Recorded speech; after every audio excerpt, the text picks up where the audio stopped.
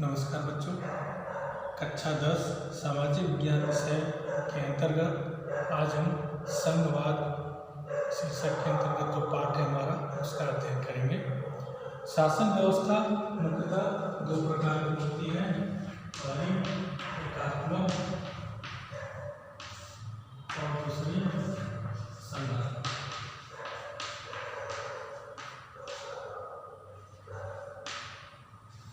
एकात्मक और संघात्मक दो प्रकार की शासन व्यवस्थाएं होती हैं और जो विभिन्न लोकतांत्रिक हमारे जो देश हैं वहाँ पर इसी तरह से कहीं एकात्मक तो कहीं संघात्मक शासन व्यवस्था चल रही है। हमारे भारत में संघात्मक व्यवस्था है और आज हम इसी का अध्ययन करेंगे कि ये होता क्या है। तो संविधान में ही शक्तियों का विभाजित कर देना और इन शक्तियों के आधार पे शासन व्यवस्था का जो स्वरूप बनता है वह एकात्मक और संघात्मक के अंतर्गत वर्गीकृत किया जाता है। संघात्मक शासन व्यवस्था में दो प्रकार की व्यवस्थाएं चलती हैं, एक तो संघ जो केंद्र होता है हमारा और दूसरा राज्य। जैसे कि अगर आप भारत के परिप्रेक्ष्य में बात करें तो यहाँ पे पूरे भारत की जो शासन व्यवस्था की बात करें, केंद्रीय नेतृत्व की बात करें तो वह हमारा प्रधानमंत्री के नेतृत्व में होता है। इसके अतिरिक्त अगर आप राज्यों के स्तर पर देखें तो हर राज्य का अपना एक मुख्यमंत्री होता है और अपने उस राज्य की सीमा के अंतर्गत अपनी शासन व्यवस्था चलाता है। तो इसकी संघात्मक जो शासन है यह एक तरह से आप मान सकते हैं कि दो स्तरों वाली शासन व्यवस्था होती है। जिस तरह से अगर आप देखें तो केंद्र में हमारा व्यवस्थापिका के रूप में अगर हम देखें तो हमारा लोकसभा और राज्यसभा, इसी तरह राज्य में अगर हम देखें तो विधानसभा और विधान परिषद है। ठीक है, तो दो तरह की शासन व्यवस्था एक साथ चलती है संघात्मक शासन व्यवस्था में, लेकिन इसमें सरकारों के दायित्व और कर्तव्य जो है वो निर्धारित होते हैं। कोई सरकार अपना मनमाना कार्य नहीं कर सकती, उसमें स्पष्ट रूप से वर्णित होता है कि किस विषय पे संघ कानून बनाएगा और किस विषय पे राज्य सरकारें कानून बनाएंगी। तो इस तरह से संघात्मक और एकात्मक शासन व्यवस्था दो तरह की व्यवस्थाएं आपको दिखाई देती हैं इन सरकारों के अंतर्गत। हम यहाँ पे संघात्मक शासन व्यवस्था की बात करें तो संघात्मक शासन व्यवस्था के अंतर्गत पहले हम इसकी मुख्य बातों को जानें कि संघात्मक शासन व्यवस्था की पहचान क्या होती है, उसकी विशेषता क्या होती है। तो संघात्मक शासन व्यवस्था में सबसे पहला जो इसका प्रभाव है प्रभुत्व शक्ति। जैसा कि आप जानते हैं सॉवरेनिटी या संप्रभुता एक आवश्यक तत्व होता है किसी भी राज्य का। यहाँ पर संघ व्यवस्था में क्या होता है कि जो संप्रभुता होती है वह बटी होती है, जबकि संप्रभुता की परिभाषा में यह है कि संप्रभुता डिवाइड नहीं हो सकती। लेकिन यहाँ पे आप देखें तो संघ की संप्रभुता और राज्य की संप्रभुता अलग अलग निर्धारित होती है अपने अपने सीमा क्षेत्रों में। दूसरी चीज, और इसका हम इन दोनों ही प्रभुत्व शक्तियों का समान रूप से हम अपना प्रयोग भी करते हैं। जैसे कुछ विषयों पर केंद्र कानून का निर्माण करता है जबकि कुछ विषयों पर राज्य अपने कानून का निर्माण करता है। हालांकि हमारे संविधान में यह व्यवस्था दी गई है कि जहाँ पर अगर दोनों के बीच कोई टकराव की स्थिति उत्पन्न हो तो वहाँ पर केंद्र की द्वारा बनाए गए कानून को ही प्राथमिकता दी जाती है। तो इस तरह से दोहरी प्रभुत्व शक्ति का प्रयोग हमको संघवाद के अंतर्गत दिखाई देता है। दूसरा है शक्तियों का विभाजन। शक्तियों का विभाजन संघवाद में शक्तियों का स्पष्ट रूप से विभक्तिकरण किया जाता है। यह संविधान में ही वर्णित होता है कि किस शक्ति का प्रयोग संघ करेगा और किस शक्ति का प्रयोग राज्य करेगा। तो एक तरह से स्पष्ट विभाजन होने से शासन के अंदर कोई टकराव की भावना या कोई टकराव उत्पन्न नहीं हो पाता। तीसरी है संविधान की सर्वोच्चता।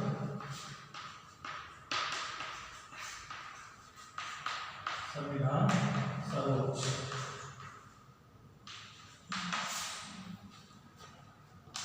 संघीय शासन व्यवस्था में संविधान ही सर्वोच्च माना जाता है, क्योंकि संविधान ही ऐसी जगह है जहाँ पे कि सबके अधिकार और कर्तव्य लिखे होते हैं, और कोई भी विवाद उत्पन्न होने पर सरकारें न्यायालय में जाकर संविधान के अनुच्छेदों को बताकर अपने अधिकारों की रक्षा करती है।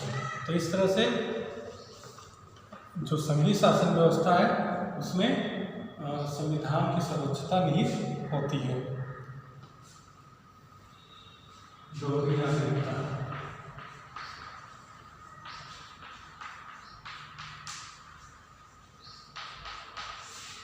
दोहरी नागरिकता से हमारा तात्पर्य है कि जैसे अगर हम देखें, जो संघीय देश है हमारे, जो पूर्णतः संघ सिस्टम पर आधारित जो देश है वो है अमेरिका। वहाँ पे हम देखते हैं कि वहाँ के नागरिकों को दोहरी नागरिकता प्राप्त होती है। एक पहली नागरिकता तो अपने उस स्टेट की, अपने उस राज्य की होती है जहाँ के वो निवासी होते हैं। दूसरी नागरिकता उस देश की होती है। जैसे अगर कोई न्यूयॉर्क का या वाशिंगटन का निवासी है तो पहले उसे न्यूयॉर्क या वाशिंगटन की सदस्यता होगी, उसके बाद उसकी दूसरी नागरिकता अमेरिका की होगी। लेकिन हमारे भारत देश में क्या है कि हमने एक संघ का स्वरूप ऐसा रखा है जिसमें कि कुछ चीज़ें हमने एकात्मवादी जो शासन है हमारा उससे ली हुई। जैसे एकात्मवादी शासन में शासन व्यवस्था में एकहरी नागरिकता होती है, मतलब पूरे देश के सभी नागरिकों की नागरिकता एक होती है देश की, उनमें किसी राज्य की नहीं होती। तो वह चीज़ हमने अपने यहाँ भी लागू की है। हम चाहे यूपी से हों, चाहे बिहार से हों, चाहे हरियाणा से हो, चाहे राजस्थान से हो, हमारी जो नागरिकता होगी वह उस राज्य की नहीं होगी बल्कि भारत देश की होगी। तो एक विशेषता जो संघवाद में है वो दोहरी नागरिकता है, लेकिन वो हमारे यहाँ वो सिस्टम थोड़ा सा उसमें हमने परिवर्तन कर रखा है। तो संघवादी देशों में नागरिकों को दो दो नागरिकताएं प्राप्त होती हैं। अब बार बार एक शब्द एकात्मक जो आ रहा है उसके बारे में समझ लेते हैं। एकात्मक शासन क्या है? तो एकात्मक शासन संघवाद का उल्टा है, मतलब विपरीत है। एकात्मक शासन व्यवस्था मुख्यतः छोटे देशों के लिए उपयुक्त मानी जाती है, क्योंकि उनकी जो भूमि क्षेत्रफल होता है वो कम होता है और शासन व्यवस्था आसानी से एक जगह से बैठ के चलाई जा सकती है। और जो संघीय व्यवस्था होती है वो बड़े देशों के लिए उपयुक्त होती है, जहाँ पे कई राज्य हैं, भू क्षेत्र काफ़ी बड़ा है, तो वहाँ पर हम संघीय शासन व्यवस्था चलाते हैं, वो उपयुक्त मानी जाती है। तो एकात्मक शासन व्यवस्था में एक केंद्र होता है, उससे ही सारे सिस्टम, सारे कानून, सारी शासन व्यवस्था चलाई जाती है। तो एकात्मक और संघात्मक में अंतर क्या है? अंतर है जो मुख्य हम पॉइंटों में देख सकते हैं, जैसे शक्तियों के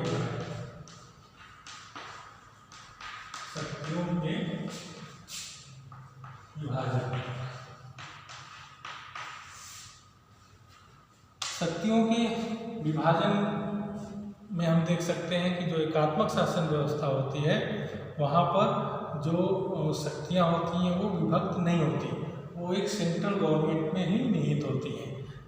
कानून बनाने की शक्ति हो या किसी और तरह की कानून से संबंधित शक्तियाँ हैं, वो सारी चीज़ें एक जगह निहित होती हैं। जबकि संघवादी देशों में क्या होता है कि ये शक्तियाँ विभक्त होती हैं। हम विभिन्न तरह के कई विभाजन करते हैं कानून के प्रकारों में, जिसको कि जो स्थानीय हित के कानून हैं, जिनसे कोई राज्य सीधे सीधे प्रभावित हो रहा है, वो हम उसके अंदर दे देते हैं कि आप इस पे अपना कानून बनाइए। बाकी जो अखिल भारतीय स्तर पे जो राष्ट्र के लिए उपयोगी चीज़ें हैं उसके लिए कानून एक जो सेंट्रल गवर्नमेंट है वो बनाती है। तो यहाँ पर शक्तियों के विभाजन में अंतर दिखाई देता है हमको। और जो प्रांतीय सरकारें हैं राज्य सरकार। राज्य सरकारों की जो स्थिति होती है, राज्य सरकारों की स्थिति में भी हमको अंतर दिखाई देता है। वहाँ पे जो स्थानीय शासन होता है वह केंद्र सरकार के प्रति उत्तरदायी होता है। एकात्मक शासन व्यवस्था में वहाँ पर सीधे सीधे जो जिम्मेदारी होती है, जवाबदेही होती है, वह केंद्रीय शासन व्यवस्था की होती है। लेकिन जो संघवादी शासन व्यवस्था है, यहाँ पर राज्य सरकार इस मामले में स्वतंत्र होती हैं। अपने राज्य में वह कानून व्यवस्था के प्रति खुद उत्तरदायी होती हैं।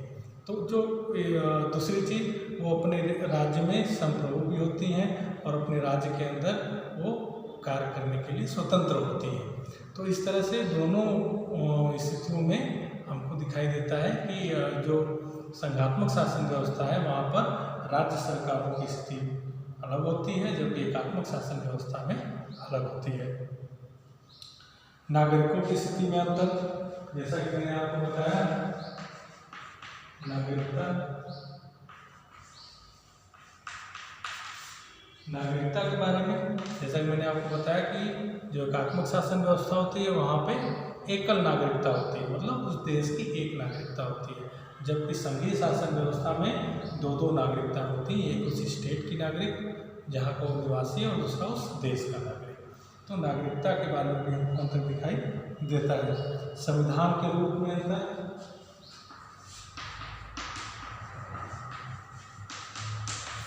संविधान के रूप में अंतर, संविधान में क्या अंतर होता है, जो अधिकतर जो हमारे एकात्मक शासन व्यवस्था वाले देश हैं वहाँ का संविधान छोटा होता है और अलिखित होता है, लेकिन जो संघात्मक शासन व्यवस्था होते हैं वहाँ का संविधान लिखित और बड़ा होता है। क्यों होता है ऐसा? वो इसलिए होता है क्योंकि संघवादी देशों में हर अधिकारों का स्पष्ट लिखित वर्णन करना जरूरी होता है, जिससे कि बाद में राज्य और देश के मध्य कोई विवाद न उत्पन्न हो, जबकि एकात्मक शासन व्यवस्था में ऐसी कोई ज़रूरत महसूस नहीं होती। तो इसलिए जो संघात्मक शासन व्यवस्था है वहाँ के जो संविधान होते हैं वो विस्तृत होते हैं और स्पष्ट होते हैं और लिखित होते हैं। सरकार के अंगों की शक्तियों में अंतर होता है। सरकार एक अंग, सरकार के तीन जो मुख्य अंग है हमारा, व्यवस्थापिका, कार्यपालिका और न्यायपालिका, इनकी स्थिति में भी अंतर होता है। एकात्मक शासन व्यवस्था में जो व्यवस्थापिका, कार्यपालिका और न्यायपालिका होती है वो एक केंद्रीय शक्ति के अंतर्गत कार्य करती है, जबकि हमारे यहाँ या संघवादी देशों में वह राज्य स्तर की अलग होती है और केंद्रीय स्तर की अलग होती है। जैसे हमारे यहाँ अगर आप व्यवस्थापिका में देखें तो लोकसभा, राज्यसभा हमारे राष्ट्रीय स्तर पर काम करता है, संघ का है, जबकि विधानसभा और विधान परिषद राज्य सरकारों के अंतर्गत काम करता है ना। और राज्य सरकारों की अपनी कार्यपालिका होती है और संघ सरकार की अपनी कार्यपालिका होती है।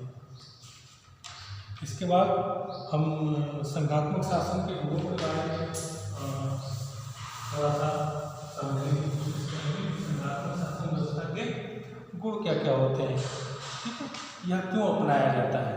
तो जैसा कि अभी तक के वर्णन पे आपको समझ में आ गया होगा कि जो संघात्मक शासन व्यवस्था है वह बड़े देशों के लिए उपयुक्त मानी जाती है, जहाँ पे अलग अलग भाषा, अलग अलग धर्म, अलग अलग तरह के लोग रहते हैं। उस कई राज्य मिलकर आपस में एक संघ बना के एक राष्ट्र का निर्माण करते हैं।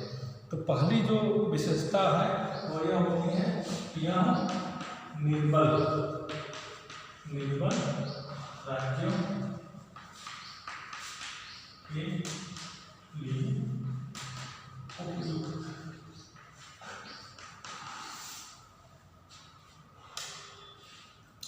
जो छोटे छोटे कई अगर निर्बल राज्य हैं वो आपस में अगर मिलकर एक संघ राष्ट्र का निर्माण करते हैं तो वो उनकी शक्ति को बढ़ाता है, उनको सबल बनाता है, मजबूत बनाता है, शक्तिशाली बनाता है। जबकि अगर वो अलग अलग देश के रूप में रहेंगे तो वो कमज़ोर होंगे और कोई भी दूसरा देश उन पर आक्रमण कर सकता है, उनको नुकसान पहुंचा सकता है। तो संघात्मक शासन व्यवस्था है वह निर्बल राज्यों को सबल बनाने का एक तरीका भी है। निरंकुशता की आशंका नहीं होती। दूसरा, निरंकुशता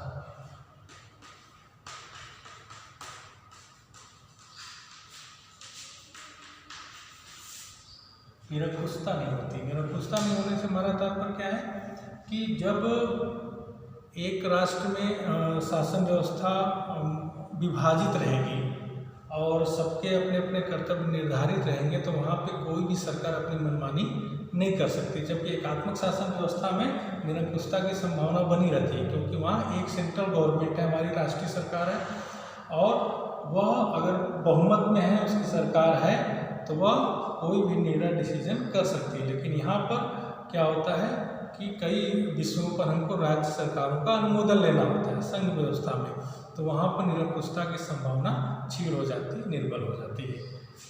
अंतिम जो संघवाद है वो विशाल बड़े देशों के लिए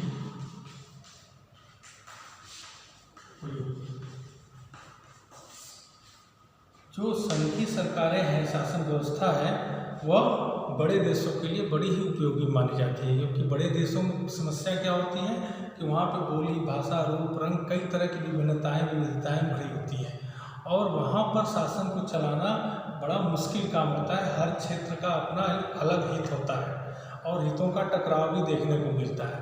तो उसको संतुष्ट करने के लिए उनका स्थानीय सरकार बना देना, स्थानीय स्वशासन कर देना ज़्यादा महत्वपूर्ण माना जाता है। तो ऐसे जगहों पे जो संघवादी शासन व्यवस्था है, अलग अलग राज्यों का निर्माण करके वहाँ की अपनी सरकार बना के फिर उससे राष्ट्रीय सरकार का निर्माण करना, इस तरह की जो व्यवस्था है वो काफ़ी उपयोगी सिद्ध होती है और विशाल राज्यों के लिए। अब हम इसके कुछ दोषों के बारे में समझ लेते हैं। संघात्मक शासन व्यवस्था के दोष क्या है।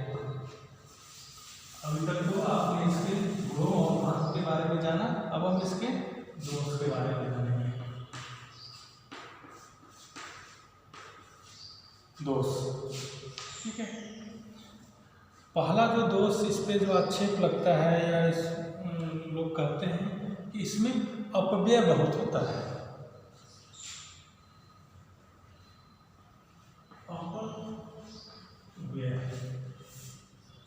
अपव्यय से हमारा तात्पर्य है फिजूल खर्ची, मतलब खर्च अधिक है, बजट अधिक लगता है। कारण उसका क्या है कि दोहरी शासन व्यवस्था होती है। एक बार जो राष्ट्रीय स्तर की सरकारें हैं और दूसरी जो राज्य स्तर की सरकार है, दो दोहरी शासन व्यवस्था होने से अपव्यय की आशंका इसमें ज़्यादा होती है, खर्च ज़्यादा होते हैं। दूसरा जो आक्षेप है वो है राष्ट्रीय एकता पर आघात।